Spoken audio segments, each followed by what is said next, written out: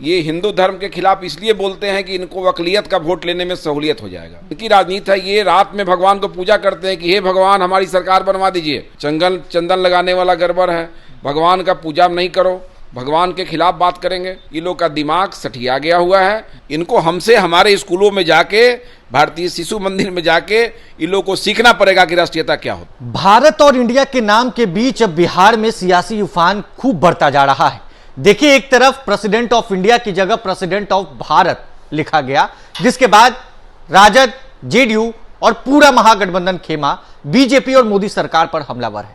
नमस्कार, मेरा नाम है रोहित वर्मा और आप देख रहे हैं लाइव स्टिक्स। देखिए, कल राजद के प्रदेश अध्यक्ष जगदानंद सिंह का एक बड़ा बयान सामने आता है।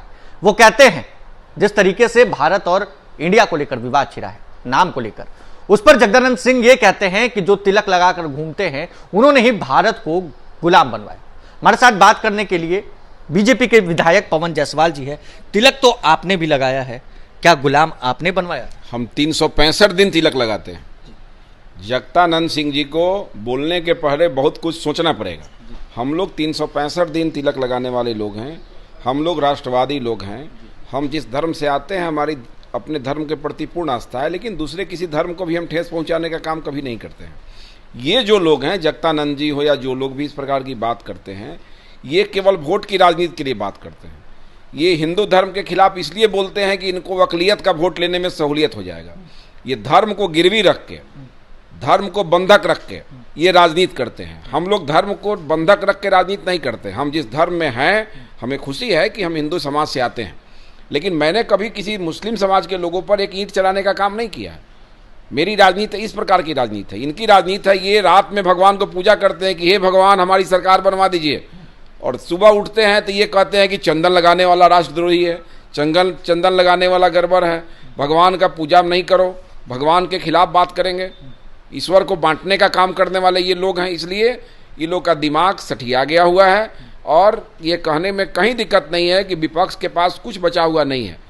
ये चंदन, टोपी, तिलक, इन्हीं पर अब राजनीति को लेके जा रहे हैं ताकि इनको एक तबका का वोट लेने में सहूलियत हो जाए। भारत कहने पर भी सवाल उठा रहे हैं। इनको भारत से मतलब क्या है? ये इतिहास भूगोल पढ़े तब ना बताएं। ये भारत कोई, भाजपा के लोग भारत का नाम थोड़ी किया है। ये भारतवर्ष का नाम पुराना नाम है और ये हमको तय करना है कि हम इसको भारत कहेंगे कि हम इसको इंडिया कहेंगे।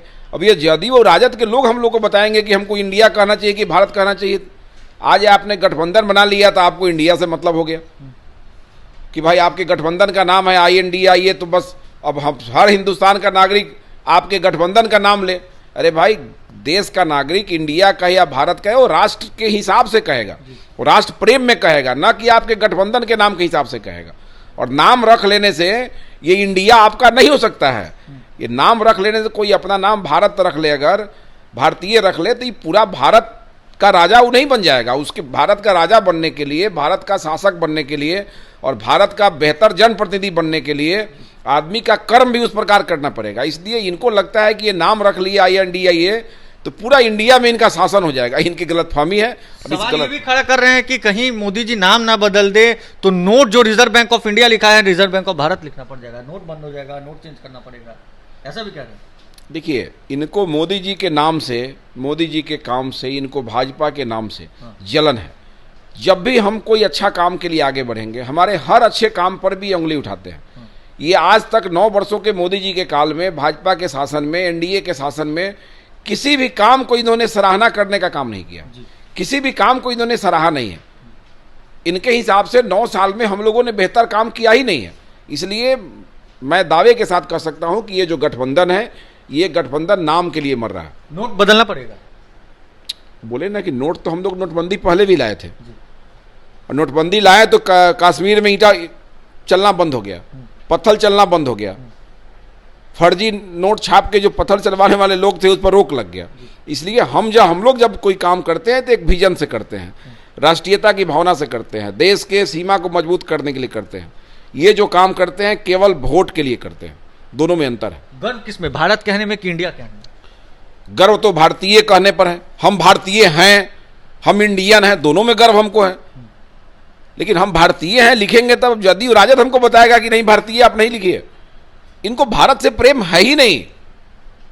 ये क्षेत्रवाद को बढ़ावा देने वाले लोग हैं।